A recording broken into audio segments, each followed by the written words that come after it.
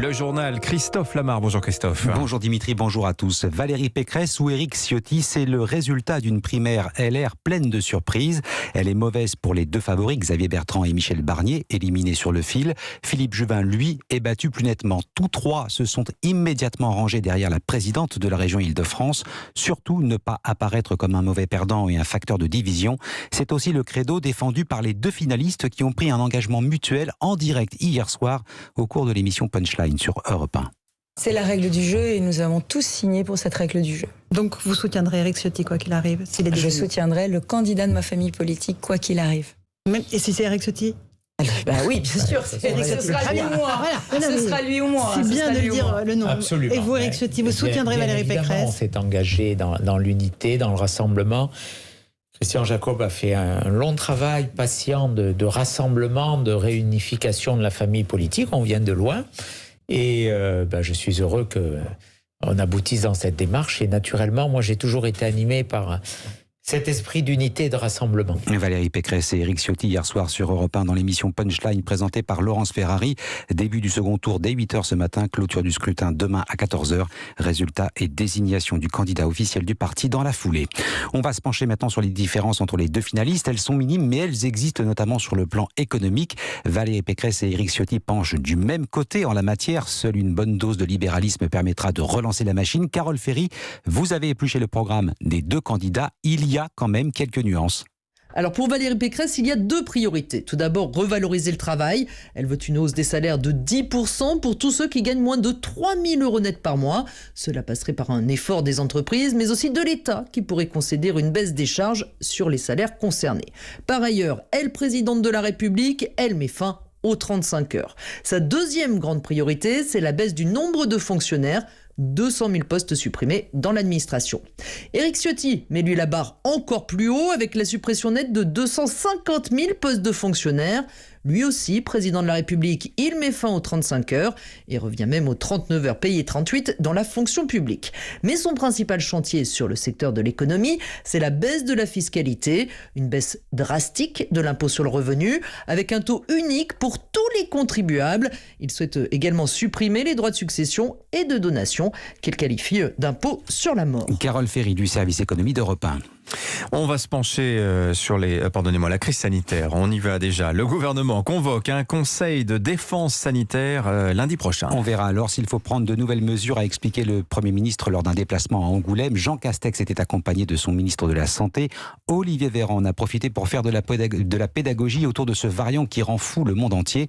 Omicron est-il dangereux ou inoffensif alors que 8 cas sont signalés en France? Quid du vaccin? Eh bien la réponse du ministre de la Santé.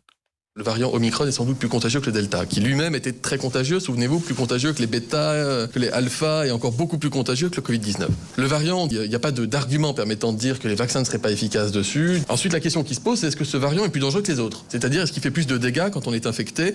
Est-ce qu'il abîme plus les poumons, etc. Pour l'instant, nous n'avons pas de remontée de données cliniques en nombre suffisant, et encore moins nous permettant de savoir si, oui ou non, ce variant serait plus dangereux. À l'inverse, il est aussi possible, parce que c'est un variant qui a beaucoup de mutations. C'est un peu, pardonnez-moi pour l'expression, mais une espèce de Frankenstein, une chimère entre le bêta et le delta.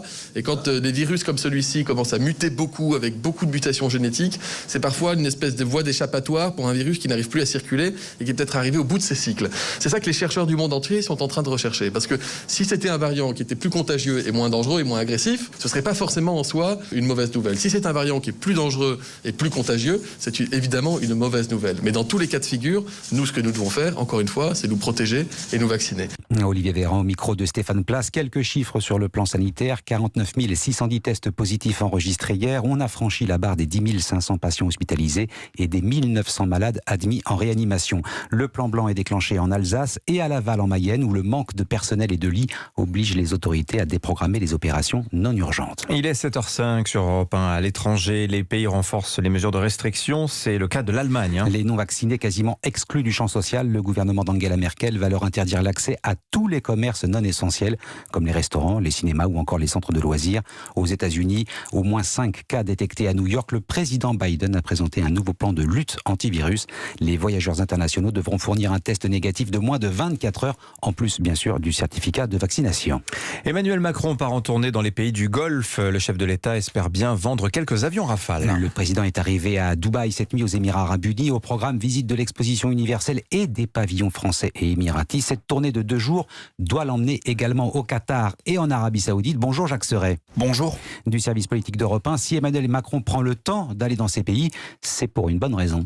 Oui, et cette bonne raison est un avion, le Rafale de chez Dassault. Ce matin, Emmanuel Macron et le prince héritier d'Abu Dhabi vont paraffer des accords et l'hôte de la cérémonie devrait en plus signer un gros chèque du côté des Émirats Arabes Unis. On parle de l'achat d'au moins 30 avions de combat français.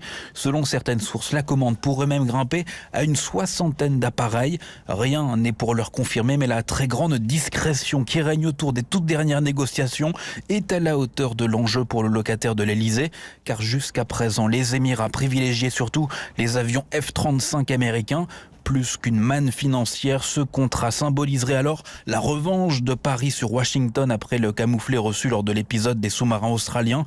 La revanche également d'Emmanuel Macron qui, à l'approche de la présidentielle, pourrait la profiter de l'occasion pour laver son honneur sur la scène internationale. Jacques Serret du service politique d'Europe 1. Mauvaise nouvelle pour les finances publiques. Le plafonnement du coût de l'électricité fait exploser littéralement la facture pour l'État. Jusqu'à 12 milliards d'euros au lieu des 4 milliards prévus initialement. C'est la facture que l'État risque effectivement de devoir régler en 2022 selon les experts. Conséquence de sa volonté de limiter la hausse du tarif régulé de l'électricité appliqué aux particuliers. Et puis on reste au rayon mauvaise nouvelle. Si vous prenez l'autoroute, le péage vous coûtera plus cher à partir du 1er février prochain. La hausse pourrait atteindre 2% en moyenne. Il est 7h07.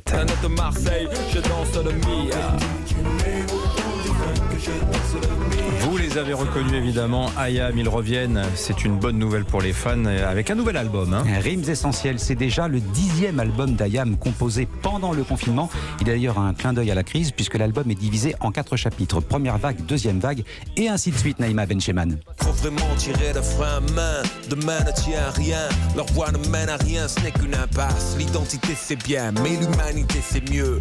30 ans que depuis la planète Marseille, les 5 comparses de IAM décortiquent méticuleusement les injustices de notre monde, avec des textes percutants comme des coups de scalpel pour éveiller les consciences des générations futures. Lundi, maternelle, écoute ces théories, des mots m'appellent ma nièce de 4 ans, terroriste, la réponse, mettre une échelle de valeur au racisme, pour les mêmes mots. On est libre, on passe aux assises. Avec Rimes essentielles, IAM et son leader Akhenaton voulaient, dans une période troublée, rendre à la culture ses lettres de noblesse. Je pense qu'on mesure la qualité d'une société à sa culture. Et quand une culture s'appauvrit, la société s'effondre. Pour nous, la musique soigne l'âme. Et soigner l'âme, avoir conscience de son propre bonheur, c'est quelque chose qui est important et surtout important à notre époque. Pour IAM, la poésie est un remède qui pèse bien plus lourd que les pavés. Un message plus que jamais essentiel. J'aurais dû faire ça, pas lâcher l'école, cherche pas à briller. Rimes essentielles, le nouvel album d'IAM disponible dès aujourd'hui. Voilà, tonalité un peu effondriste d'IAM dans la lignée un petit peu aussi de l'album d'Orelsan, Civilisation, qui s'est vendu en 10 jours à 160 000 exemplaires. Bon, on souhaite à IAM d'avoir le même succès. Merci, un peu plus old school comme tonalité. Merci Christophe Lama.